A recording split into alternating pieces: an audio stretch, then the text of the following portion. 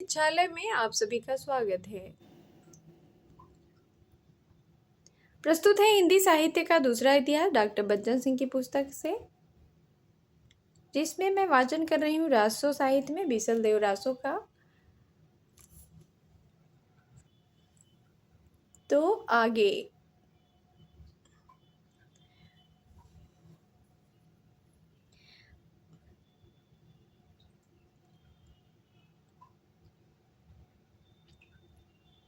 परनाल विग्रहराज चतुर्थ का नहीं, तृतीय का समसामयिक था। वह चौथे विग्रहराज की तरह सूरबीर नहीं था। जहाँ तक शौर्य और श्रृंगार का संबंध है, वह अर्ध सामंत था, यानी विलासी तो था, वीर नहीं। ऐसे राजा का रासो श्रृंगार ही हो सकता है। भोजराज को उत्तराधिकारी भोजराज का उत्तराधिकारी 1116 विक्रम में विद्वान था। विग्रहराज तिथि ने सेना भेजकर उसकी सहायता की थी। इस तथ्य के आधार पर माता प्रसाद गुप्त ने बीसल देवरासो का समय 1150 विक्रम संवत के आसपास ठहराया है। बांसवाड़ा, उज्जैन, बेतवा के दानपत्रों और शिलालेखों के आधार पर भोजराज का समय 1076 से 1115 विक्रम ठहराया गया है। ऐसी स्थिति में विग्रहराज तृतीय का भोजराज की बेटी राजमती से विवाहित होना बिल्कुल संभाव्य है।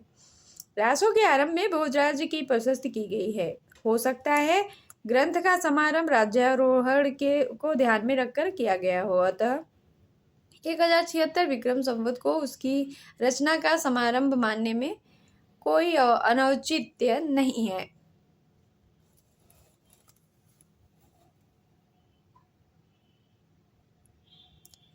बीसलदेव रासो 4 खंडों में विभाजित है। पहले खंड में मालवा के भोज परमार की पुत्री राजमती से शाकंभरीश्वर बीसलदाव के विवाह का वर्णन है।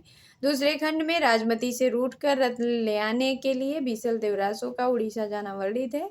तीसरे खंड में राजमती का विरह वर्णन है। चौथे में भोजराज का अपनी पुत्री का मालवा ले जाना वर्णित है, और उसी में बीसलदेव के उड़ीसा से लौटने और राजमती के घर ले आने का प्रसंग भी समाविष्ट है।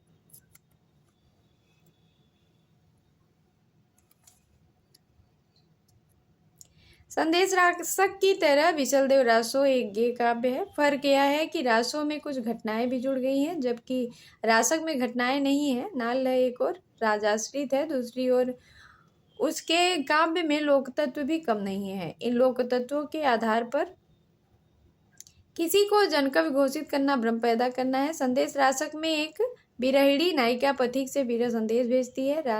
रासो की राजमत भी संदेशवाहक से अपना विरह निवेदन भेजती है। रासक में संदेशवाहक के जाने के पीछे ही नायक आ जाता है, किंतु रासो में संदेशवाहक संदेश लेकर उड़ीसा जा पहुंचता है। किंतु जहाँ तक लोक तत्वों का संबंध है, रासक की अपेक्षा रासो में वह अधिक है। गारस्थ जीवन का उतार चढ़ाव, शकुन अपशकुन, बारहमासा, मुहूर्त विचार, तंत्र मंत्र आदि से रासो भरा पड़ा है। योगियों की उस विद्या का भी उसमें उल्लेख है। जिसके द्वारा वह पल क्षण में हजारों कोस दूर जा सकता है। यह सब लोक जीवन से ही लिया गया है, पर इनके आधार पर नाल जन कवि नहीं हो जाता। यह सब जनजीवन के हास्योन्मुखी तत्व है। इनका फल आज भी देश भुगत रहा है। राजा भोज की कन्या का स्वाभिमानी होना स्वाभाविक है भी तो वह एक राजा की ही कन्या। राजा और रानी यानी बिछलदेव और राजमती दोनों में सामंती अहम है। राजा ने गर्वोक्त की कि उसके समान धनी राजा दूसरा नहीं। रानी से नहीं रहा गया। वह बोली कि तुमसे धनी तो उड़ीसा का राजा है। तुम्हारी खान से नमक निकलता है और उसकी खान से हीरे पन्ने। रानी की बात राजा के सामंती मिजाज को अच्छी नहीं लगी। वह रानी से रूठकर हीरे जवाहरात लाने उड़ीसा चला गया। इस कहा सुनी के बावजूद है तो वह भारतीय परंपरा में पली नारी। प्रिय के वियोग में वह अत्यंत विकल हो उठी। वह शंकर भगवान को उलाहना देने लगी कि तुमने मुझे स्त्री क्यों बनाया, और भी तो कुछ बना सकते थे, जंगली जंतु, गाय, बनखंडी की काली कोयल।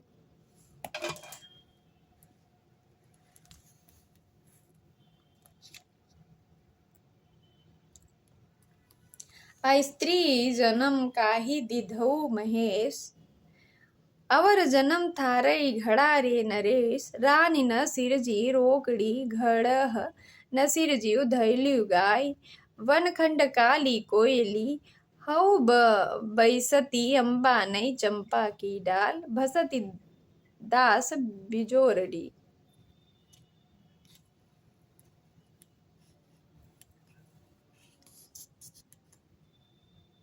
यदि मैं काली कोयल होती तो स्वच्छंदता पूर्वक चंपा की डाल पर बैठती, अंगूर और बिजोरी खाती। यहाँ कितनी परतंत्र हूँ। अब वह विधाता को उलाहना देती है। आंजड़ी काहे नसीर जिय करतार, सेत कमावती स्यऊ भरतार, पहिरड़ आछी लोड़ी, तुंग तुरी अजिम भिंडती गाय, साई लेती सामू ही, हंसी हंसी बूझती प्रिय की बात। अगर आदमी बनाना था तो जाटनी क्यों न बनाया। जाटनी होकर पति के संग संग खेती करती, लोहड़ी पहनती, अपने शरीर से प्रिय के शरीर पर गाढ़ा स्पर्श करती, हंस हंस कर उससे स्पर्श करती, उससे बातें करती। सामंती कौलीन्य की परितंत्रता से मुक्त होकर पति का संग साथ और उसके साथ काम करने का सुख कितना आनंदमय होता है। कर्म संकुल। जीवन में स्पर्श अनुभूति बतरस के सुख का क्या कहना। कर्म में जीवन के सुख का ऐसा ही चित्रण रहीम ने भी किया है। आगे लगी घर जारिगा अति सुखीन, पिय के हाथ अघड़ी लवा भरी भरी दीन। प्रिय के उड़ीसा लौटने के बाद राजमती पुनः मुखर हो उठती है। तई तऊ उलग जाय किसौ की यौना, मोड़ी असीस नदी न्यू बा, कठिन पहुर नाग पिल्या, तऊ तऊ अंग से अंग न मिडिये राव, जंग जुगल जोड़या नहीं, रौजी सेज बिछाए न खेलिया खेली।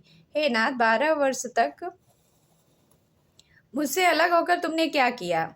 न तो स्त्री की बाहों में सिर पर रख कर सोए और न कठिन पयोधरों का मर्दन किया, न तो अंग अंग से मिलाया, जंग युग्म को जोड़ा नहीं, और न सेज बिछाकर रत क्रीड़ा की। विरह के समय वह कर्म सुख की कल्पना करती है, किंतु मिलन के समय सामंती के क्रीड़ा का अवसर खो देने पर पश्चाताप।